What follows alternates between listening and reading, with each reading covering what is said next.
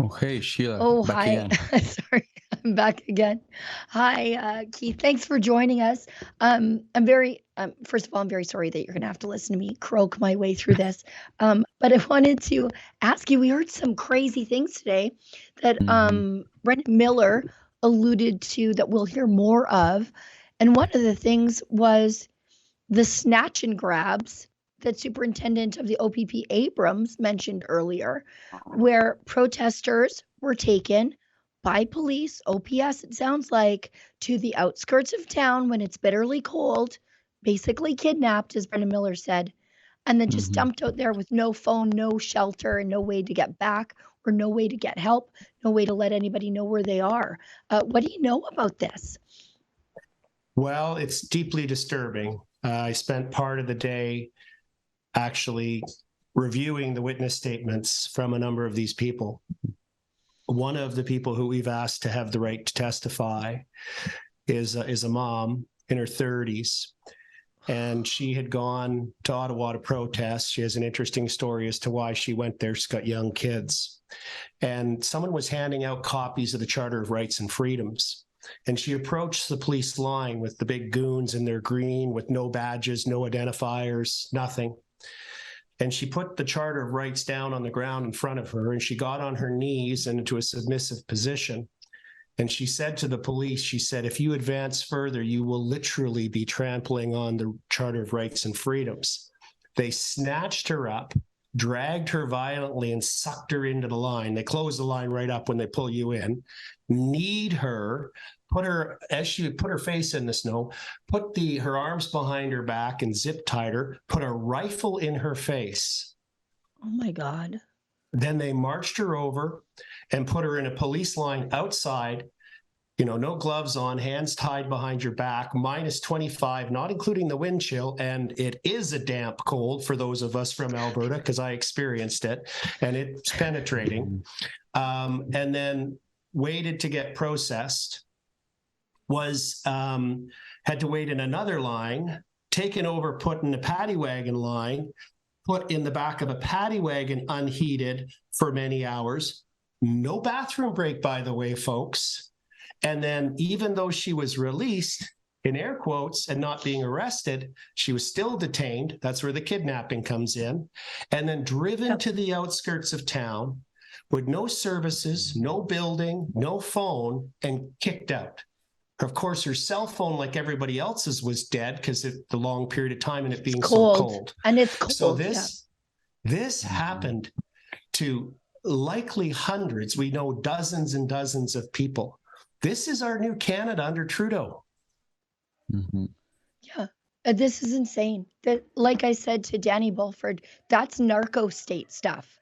Yeah. Abducting regime protesters against the government, just disappearing them for hours and then dumping them somewhere. And as I said to Danny, you think the police would have learned their lesson after somebody turned up dead in Saskatoon when they did this in the cold. And now they're doing it to moms. Another thing they were doing to moms that really stuck with me was the intimidation of the parents during this protest.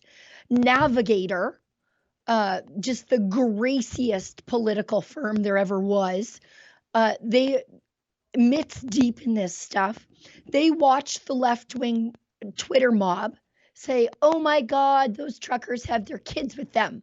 So Navigator advises the OPP, the OPS, advises the OPS that our next communication strategy should be intimidating the parents by threat or possible seizure of their children from the convoy, because apparently blue-collar people who don't like Trudeau cannot be good parents. Mm-hmm. And to their credit, Child Services had no part in this. Apparently, they were blindsided in that press conference and not exactly happy that they were used as a tool to intimidate otherwise good parents at the hands of the OPS. What do you know about that? Well, I know that because I was in the operations centers when that message was coming in, and the extent to which they were being manipulative is remarkable. It's disturbing. Another example of third world tactics, right?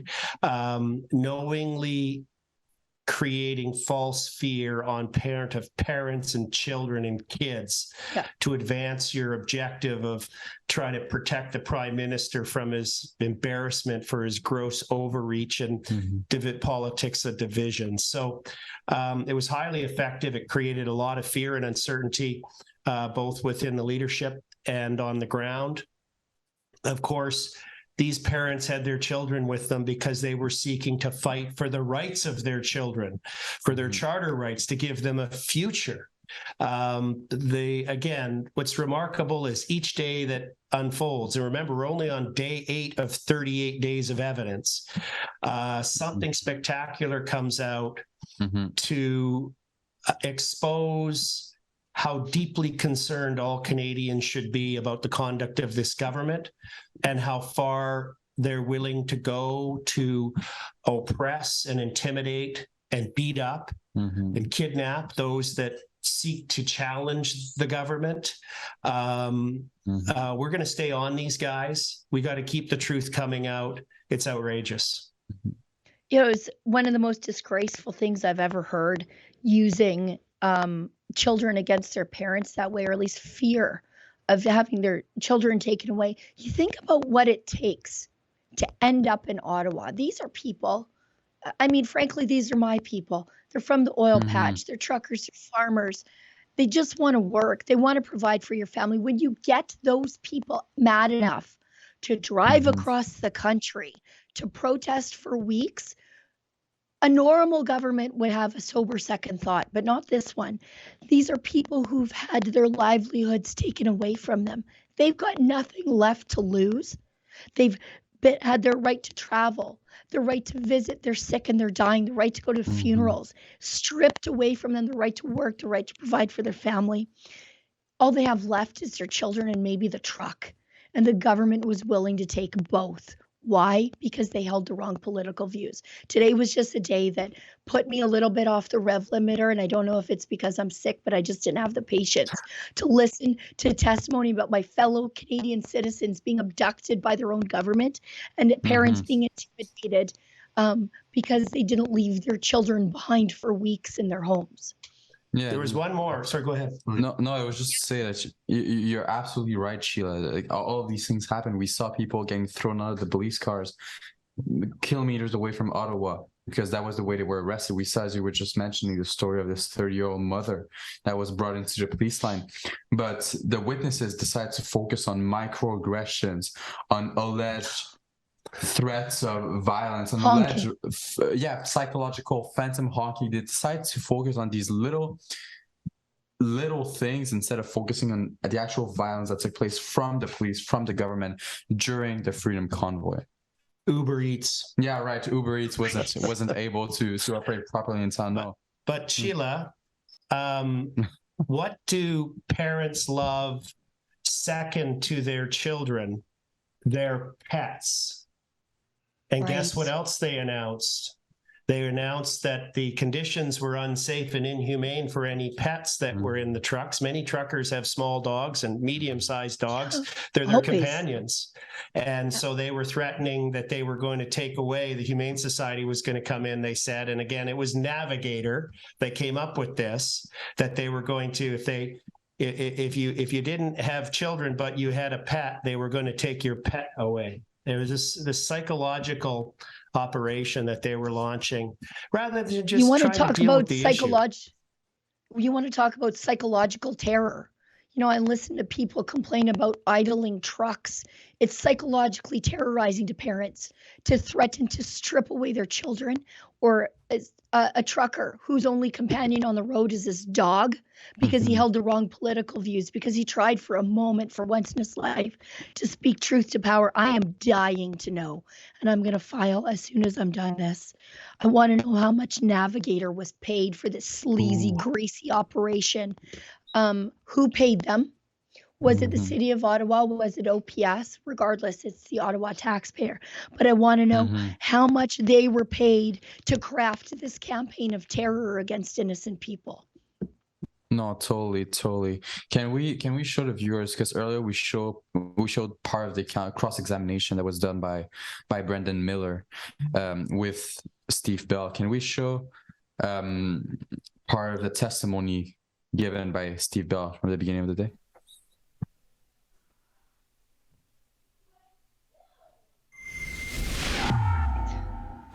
Good afternoon, Interim Chief Bell. I'm Rob Kittredge, acting for the Justice Center for Constitutional Freedoms at these hearings. And I have just a few questions for you today. And to show my hand a little bit, they're all geared at, as you say, fleshing out and discussing the necessity of invoking the Emergencies Act.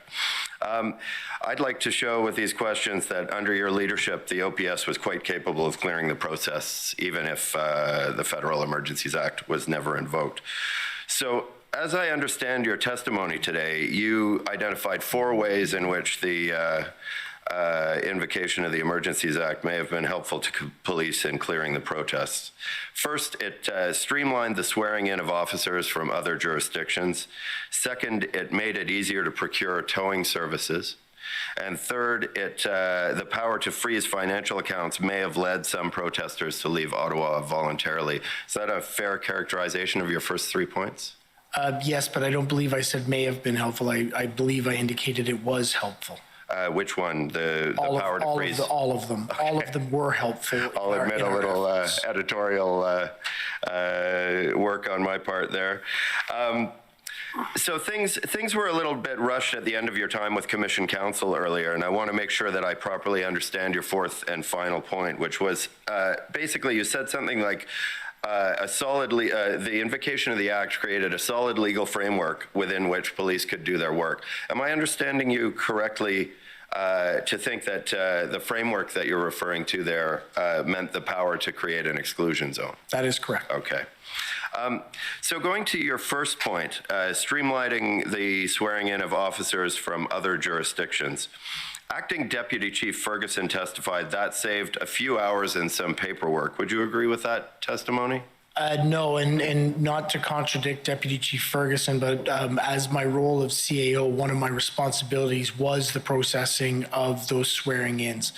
It is a much more labor-intensive administrative process that has several checks and balances and layers to it. So I personally wouldn't describe it in hours. I would describe it in normally days. It likely could be streamlined into 24 hours, but there are a lot of people you have to line up to be able to do that. All right. So in short, though, it could likely have been done in 24 hours.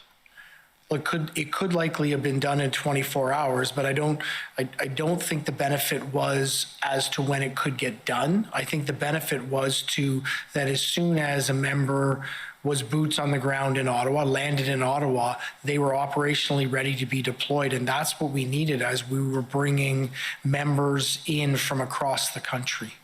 But you don't dispute that those officers could have been sworn in without emergency powers, do you? Oh, no, they absolutely could have been sworn in without it. It just could have created a backlog in lag time, right, particularly with the number of officers we were bringing to the city from all across the country. All right. So in this regard, though, the invocation of the Emergencies Act was helpful to police, but not necessary, strictly speaking. Is that fair to say? It was helpful to us, yes. All right. Thank you. Helpful, but not necessary. Isn't it interesting? 24 hours is what he needed. Ferguson the other day said it probably saved us a few hours, but boy, if I recall correctly, the Toronto Mounted Unit was there pretty darn fast to run over a bunch of old ladies and mobility scooters pretty quickly. Not a lot of lag time there, and we heard from the OPP that actually swearing them in is completely unnecessary because they can enforce criminal code infractions and Highway Traffic Act stuff. So, vehicle infractions, they had the right to do that, and they could have engaged in any sort of arrest for mischief without invoking the Emergencies Act to speed up the process. There was no process involved for them coming, and once the Windsor blockade resolved, they all deployed to Ottawa. You can see it in the numbers of the police being deployed, that it just went up by hundreds once the Windsor blockade resolved. Yeah, and I mean, we have a lawyer right here, but I don't think the act has the right to be invoked only because it's helpful. I think it has to be necessary, no? Convenient. Yeah, exactly. And I've read the Emergencies Act many times, and I can tell you with great certainty, administrative convenience is not a trigger. And again, we must remember, and I'm going to keep saying this because it's so important, what's the big hullabaloo about the Emergencies Act? Well, it allows the government to write a blank check over your rights and your bank account and your insurance policies and your RRSPs. It is the most extreme legal power that exists on the books in Canada. That is why it was only previously ever used when it was called the War Measures Act during World War I, World War II, the FLQ crisis, and now an embarrassed, petulant child prime minister who the working class said enough. We're tired of you taking away the futures from our children and our neighbors and our communities. We're tired of you ignoring the charter and the rule of law. We're tired of you in your arbitrary divisive politics trying to get reelected again in your election by pitting one group of Canadians against another. And we're coming to Ottawa to take a stand. This was not a proper basis. Just at a pure sort of common sense level, let alone clearly illegal level. They haven't, each day that goes by, at the end of the day, myself and the others on our legal team, we look to one another and we go, well, anything yet? Nope. There's been no evidence from any witness that supports the legal criteria for the invocation of the Emergencies Act. And I think it's really important that the bar is never lowered. That's a really important point to make here, I think, is that this is for a 9/11 event on Canadian soil. This is like if the Russians invade us, that's when we use this. This isn't for bouncy castles, hot tubs, and embarrassing a prime minister with no shame, which, you know, I'm surprised it's possible to embarrass a guy who performs like he does, but here we are. So it's really important that we never lower the bar to just people who inconvenience a couple of thousand Ottawa busybodies, because really that's what this comes down to. Yeah, or that hurt the feelings of the prime minister. I'm sure he would like this to be a crime, hurting his feelings. Yeah. Poor Justin. Well, and you know, when the FLQ crisis, the kidnappers were the actual terrorists and not the police. So we've got the inverse going on this time around. I also noticed that today, and I was talking with Danny Bulford about this, is that there were Brett Lucky features prominently in today's testimony, that she was concerned that they should not take a hands-off approach. She said something so crazy. She said, if this were BLM, what would we be doing? Well, I said, taking a knee. A lot less. A lot less. You wouldn't be arresting them. But even she weighed in. She weighed in an email with Public Safety on February 13th. And she said there are plenty of more resources to use, including existing Ontario law, than the Emergencies Act. And I think that is a very damning thing, because that was directly with the minister's office, Mendicino's office, directly from the RCMP, saying there are still tools in the toolbox to use. We don't need to go nuclear. And then the next day they went nuclear. Well, and it was the prime minister and the cabinet that went nuclear on the Sunday night after they were briefed by their senior security advisor from the Privy Council, which was documents of that were released in early August, that the borders were reopened, and that there'd been this breakthrough agreement that I was involved with in Ottawa to move the trucks out of the downtown and concentrate on Wellington and have the rest go out to our base camps. And so there was just no factual basis on the ground. We were de-escalating, and he stopped it. because as I said, when I got the phone call, it was interesting when Brendan Miller, because I briefed Brendan on my phone call that I received from Steve Kay, the city manager, on the Wednesday. I provided my Rogers cell phone record so you could see he texted me and he said, Keith, are you available for a call? A few minutes later, you see that he calls me. We speak for 11 minutes. That's a long time. What did we talk about? First of all, he was very, he's a very upbeat guy, and his tone was right down bottom. And I was like, uh-oh, what's up? And he's like, I got bad news. We've tried hard. I thought we were going to pull this off, but it looks like it's not going to happen. The new interim chiefs intervened and the federal government's intervened, and they're not going to let us do the truck moves. And I remember saying to him, looks to me like the prime minister wants his Tiananmen Square moment. Yep. And that's exactly what happened.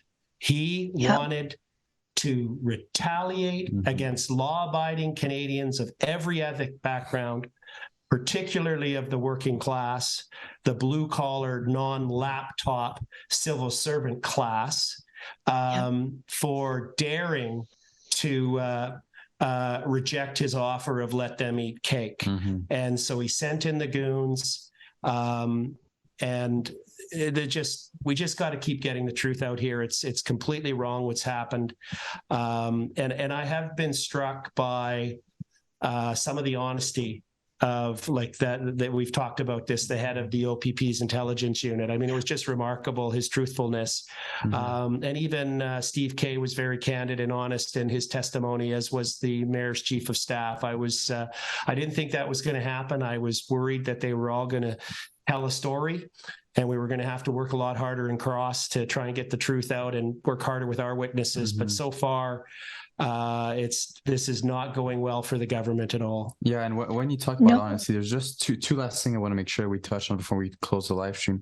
I saw recently GCCF announced that you are calling for the commission to call the head of the CBC, state-funded CBC, as a witness for the Emergencies Act inquiry. Can you explain why the GCCF is pushing for that to happen? So a number of the legal teams have joined together, and we've made a formal request under the rules of the inquiry process for the commissioner to use his subpoena powers to compel the attendance of the head of the CBC. Now, of course, she's going to have to come in from out of country, because apparently she spends a lot of time in New York. She lives in New York, yeah. We'll have to wait for her to land at Pearson to serve it. But and it's the same mechanism that was used by the commission today to subpoena Premier Ford, because he was refusing to voluntarily attend. But why would we want the head of the CBC to testify?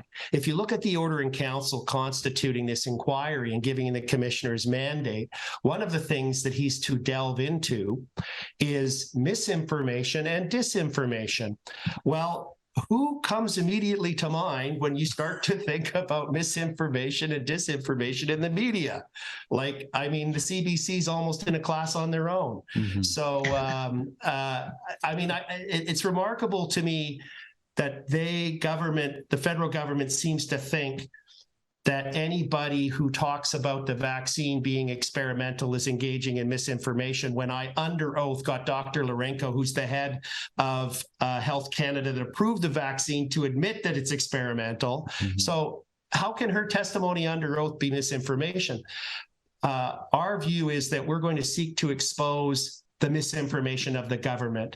They're trying to characterize everything that the Convoy was talking about, and the motivation for Canadians to, on cold winter weather, to come out to Ottawa was driven by misinformation. No, it was driven by an understanding of the truth and their disdain at the misinformation from the state-funded media. The federal government. That's why we've sought to subpoena the head of the CBC. So this show ain't over yet, man. Yeah, it'll be interesting to see if she actually comes to the commission. Yeah, I really hope so. And you touched on Doug Ford. I remember one of our first, I think our first interview that we ever did at the commission, I asked you about Doug Ford and what were your thoughts on him not testifying. You told me that you believe he can send his message across through his counsel, through the Attorney of Ontario. But you seem right now to want Premier Doug Ford to be testifying in front of the committee. Did you change your mind? Or can you explain why you think it's important for Doug Ford to testify? Because the COVID-19 mandates were federal.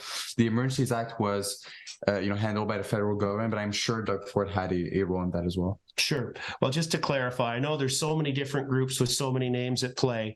It was the CCLA, so a civil liberties group, and another group, as well as the Ottawa Residents Associations Council, that have made the formal request for Doug Ford to be called to testify.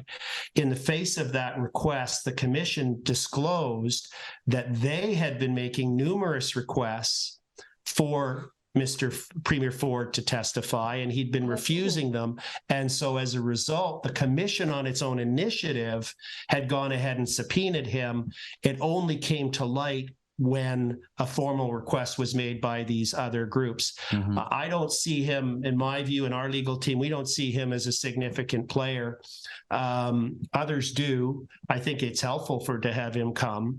But my understanding as well, and I haven't been able to confirm this independently, but somebody said to me that apparently he's seeking to challenge the subpoena. Whoa. Good luck with that. He really doesn't want to appear in front. Yeah, well, why do that? I mean, the Prime Minister could have done that too, and instead he got out in front of it and said, oh, I'd be happy to testify. I welcome the opportunity. That's the smart political move.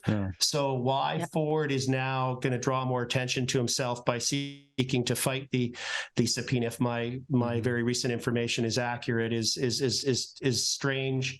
I guess the cautionary tale for government and politicians is, and the wisdom of those who enacted the current version of the Emergencies Act to require this inquiry.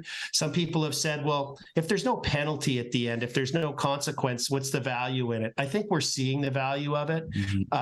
We're seeing the truth come out slowly in a methodical way, in a pace that's digestible.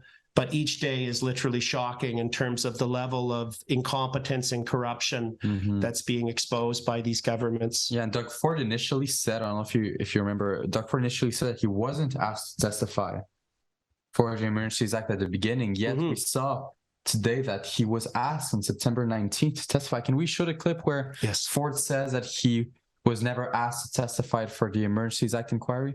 Premier Ford, you're not testifying at this inquiry. Were you asked? Did you decline? I have not been asked. Again, I want to repeat what I said earlier. We have top officials from the OPP that were running the operation with conjunction with municipal police agencies and the RCMP. You know, our police did an incredible job. They were very peaceful. They moved forward. And I am so proud to stand here and back our police right across this country and right across this province. I'll always support our police. They're professional, they're polite, and they ended up getting the job done. Thank you. Once again, if you want to help fund our trip here in Ottawa so that we can bring you the other side of the story, because we are some of the only independent media accredited to the inquiry, make sure once again to go to truckercommission.com.